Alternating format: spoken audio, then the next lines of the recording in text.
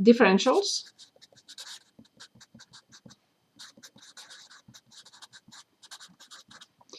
To approximate the square root of 102. So in that situation, I can immediately write that the square root of 102 is approximately f of x plus f prime of x dx. This should be ready for you at the tip of your pencil. So here, this part is really f of x plus dx. So I have to identify, number one, f of x. Then I have to identify x from here.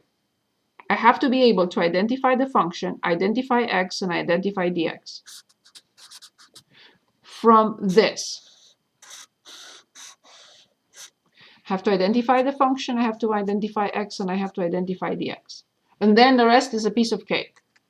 I just have to fill it in and find the derivative. So let's specify or determine the function first, then x, and then dx.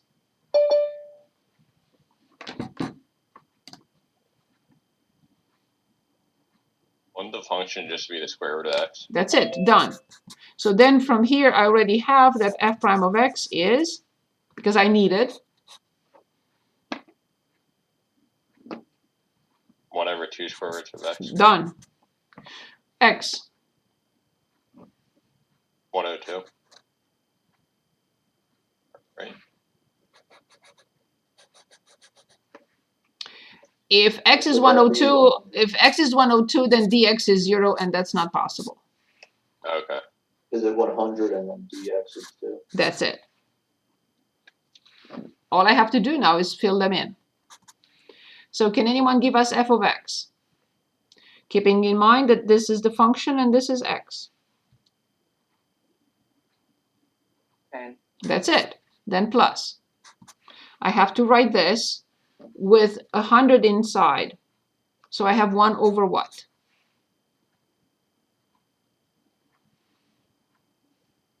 20. Very good. Awesome. Times 2. Of course, I'll simplify. And I have 10 plus 1 over 10. 101 divided by 10. And yes, of course, you should check. Okay, 102, the square root of 102 has to be very close to 10.1. If it's not very close to 10.1, then something is wrong.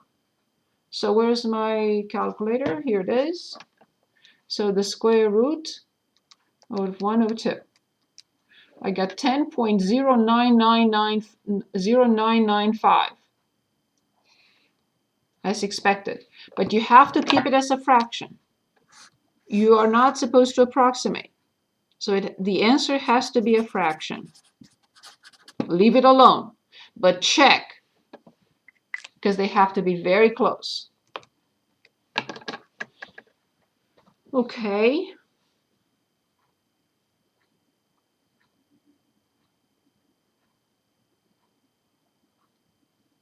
So let's talk about marginal revenue, cost, profit. Any questions for me? Please don't be shy. Any questions? So we have, that's 25 on 341. We have the revenue equals 50x minus 0.5x squared. They're also giving us the cost, which is 4x plus 10. And they want us to find part A, the profit, and part B, they want the revenue of 20, the cost of 20, and the profit of 20. Okay. And then in part C, they want R prime of x, C prime of x, and of course P prime of x, marginal revenue, marginal cost, marginal profit. They want us to determine the same values for those C prime of 20 and P prime of 20, and explain which, what each quantity in parts B and D represents. Okay.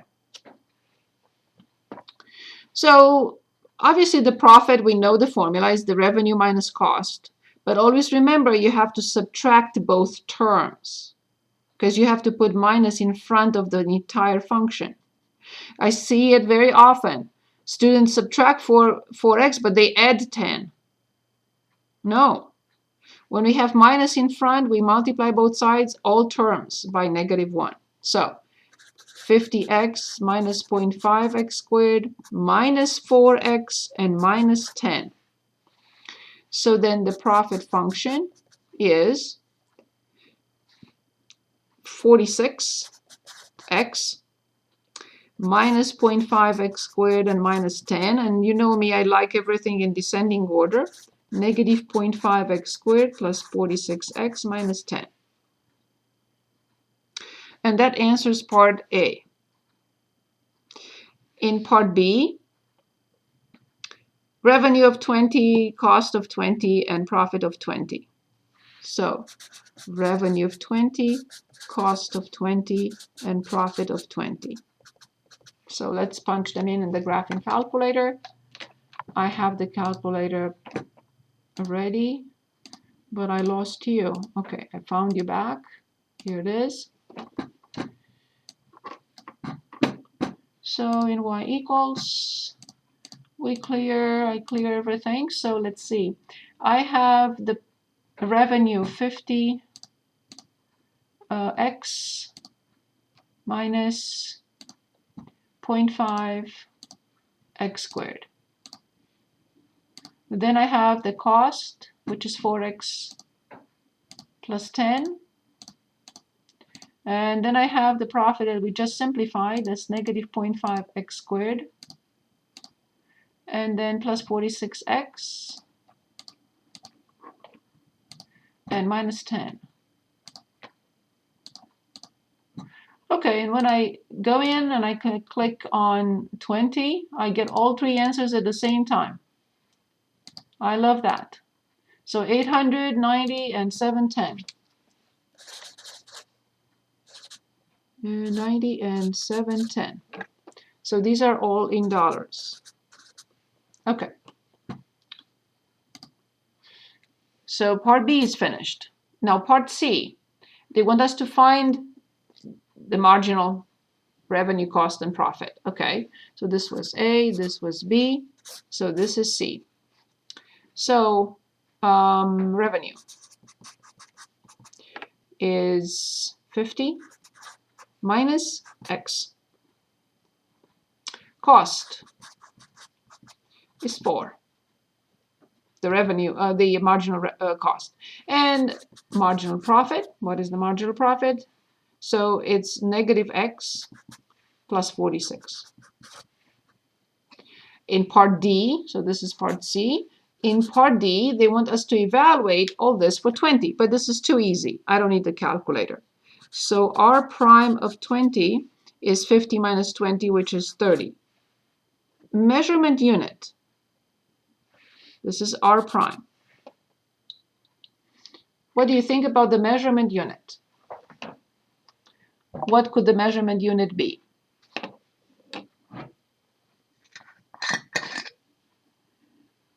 Dollars?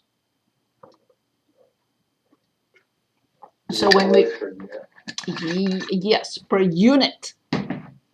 Remember, R prime always has two measurement units. The measurement unit of revenue divided by the measurement unit of the independent variable. The revenue is measured in dollars. The independent variable is units. Perfect. So it is $1 per unit. This doesn't change. Like whatever you plug in is still 4, but still $4 per unit. And here when I plug in 20, I will get 26 and still dollars per unit of profit. So my page 7. So R prime of 20 will be $26 per unit. So what is the interpretation? They're asking us to interpret B and C. No, not B and C. They said B and D, yeah. So we already know that this is if we manufacture 20 units and sell them, because if we put them on the shelf, we're not going to earn this, right? We're not going to get this. So the revenue for 20 units is 800. The cost for 20 units is 90. The actual profit is 800 minus 90, which is 710. Okay, let's see what D represents. At the moment we manufactured 20 units, the revenue per unit is 30. When we manufacture 20, the cost per unit is 4. At the moment we manufacture 20 and sell them, sorry, this is profit, not R. We have R here, sorry. It's profit. So when we manufacture and sell 20 units, the profit per unit is 26, which makes sense. 30 minus 4, 26 per unit. Okay, so that was enough in 3.6. Let's go back to 3.5. Let's take a look at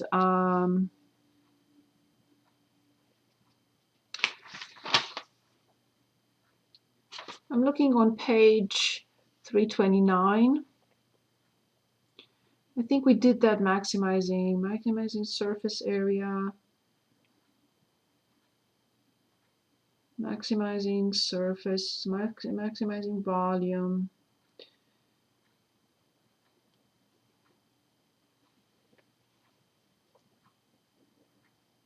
Yes. So let's take a look at 19. So this is 19 on page 329. It says maximizing volume. They're giving us a thin piece of cardboard, 20 by 20. Okay, so we have a 20 by 20 piece of 20 inches, 20 inches, so it's a square. And it says square corners are cut out. So these are cut out. So that the sides can be folded up to make a box. So since I have my recycled lesson from last time, I'm going to use a piece of paper from there. So here it is, assuming that this is a square. It's not, but assuming it's a square, I will remove squares from each corner of the same size. And from this, same thing. And once I remove these, I can fold and create a box. Fold the sides up,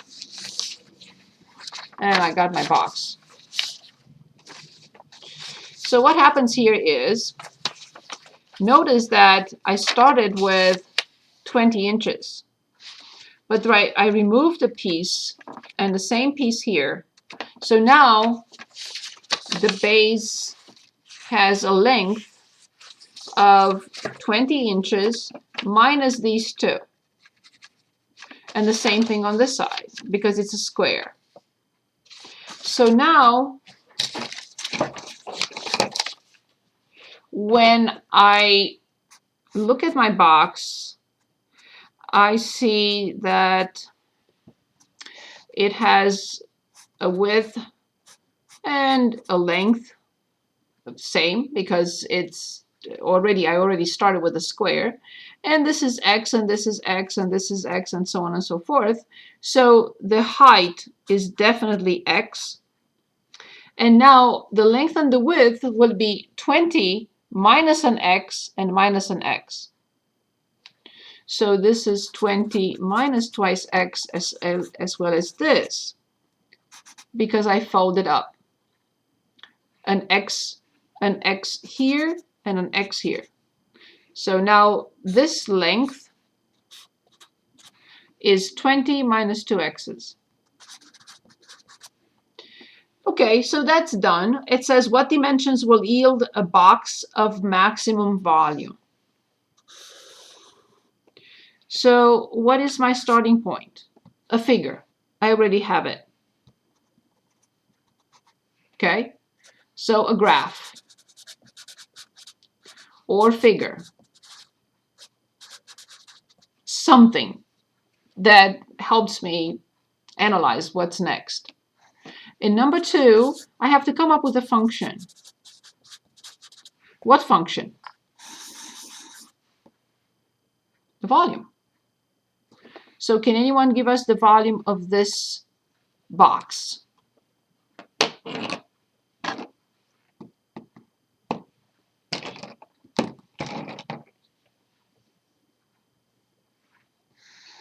X times 20 minus 2x squared. Excellent. So the volume is the base, the area of the base times the height. So the area of the base is indeed the area of this square, which is 20 minus 2x squared, and the height is indeed x. So then the volume is x multiplied by 20 minus 2x squared. Excellent. Good. So now this is clear. The box, the x, is not a function of time. The volume is not a function of time. We're not changing anything. There is no related rates here. So all I need to do is maximize the volume. So the volume is indeed a function of x alone. You could square this and distribute if you would like to do that. So the first term squared will be 400 minus, remember, 2 times 2 is 4. 4 times 20, 80, x plus, this is what we did the very first day in January, times this plus this squared, which is 4x squared. And then I distribute and arrange it in descending order. 4x cubed minus 80x squared and plus 400x. So I found the function. I'm happy.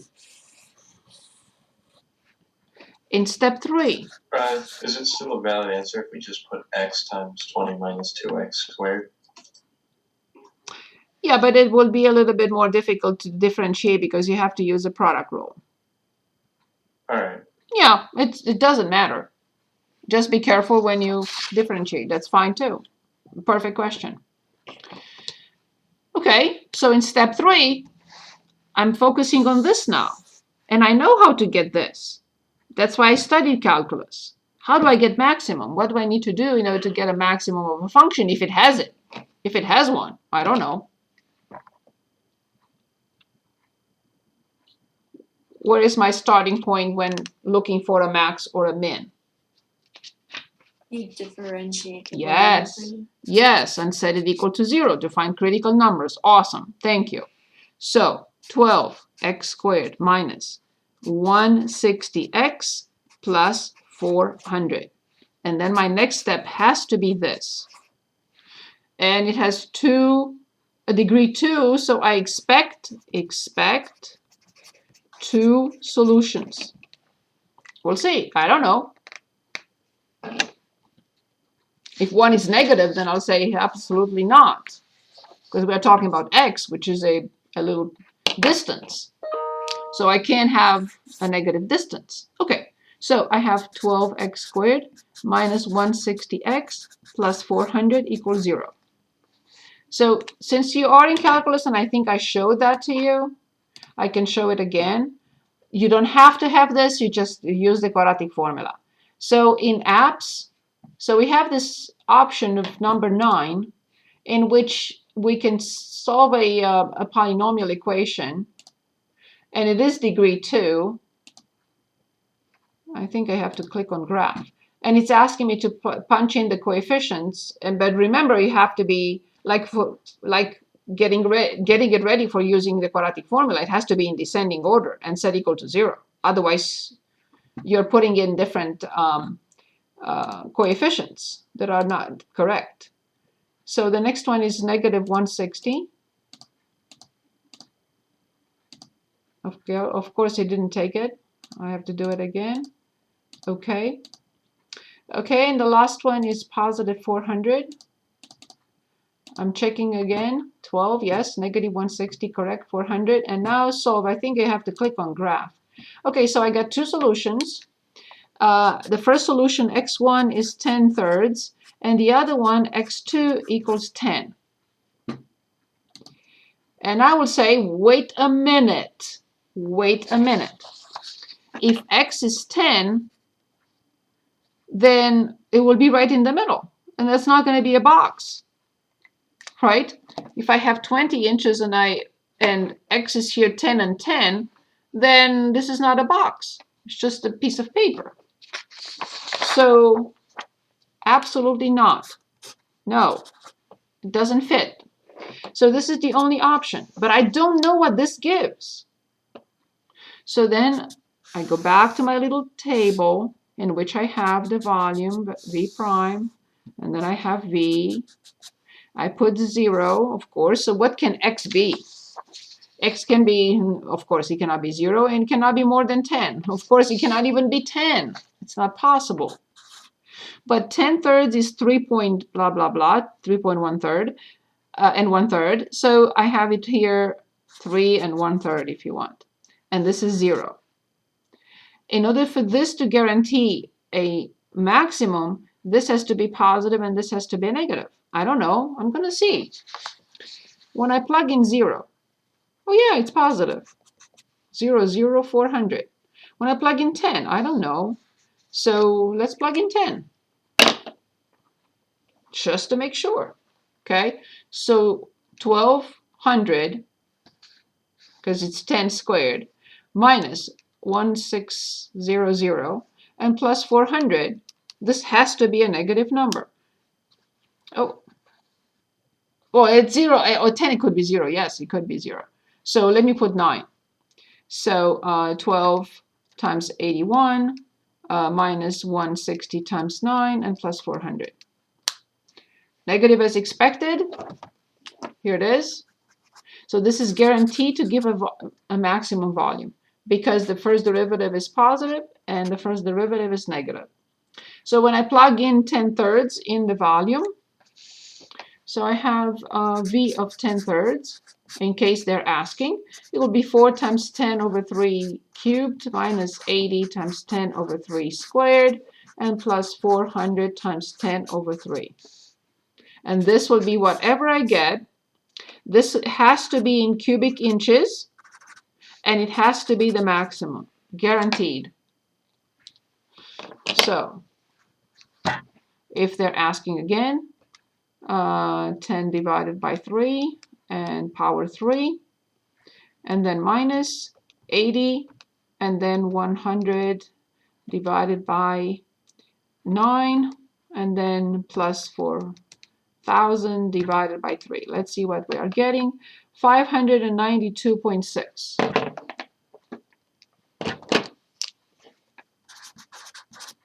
Approximately 592.6 cubic inches. So that was an optimization problem from 3.5. Okay, let's go back.